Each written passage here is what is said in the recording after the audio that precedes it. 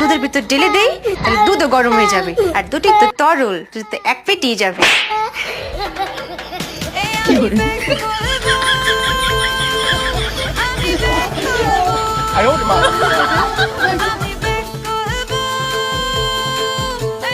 তুমি জানো না ডাল আর দুধ ছাড়া আমি খাইতে পারি না।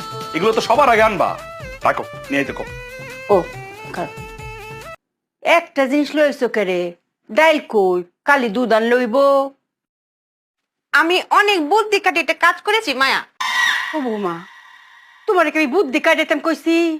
তোমার আমি কইলাম যে দুধ আর ডালটা গরম করে লই আও, এখানে বুদ্ধি কাটানির কি আছে? মায়া আমি ডাল আর দুধ দুই চুলায় দড়িয়ে দিয়েছিলাম, কিন্তু এক চুলা না হুট করে নষ্ট হয়ে গেছে। এদিকে দেখি ডাল বলক উঠে গেছে, তো ভাবলাম যে দুধ যখন ঠান্ডা ডালের ভিতর ঢেলে দিই একসাথে গরম হয়ে যাবে, আর এই দুটো তরল জিনিস তো এক পেটে যাবে না মায়া।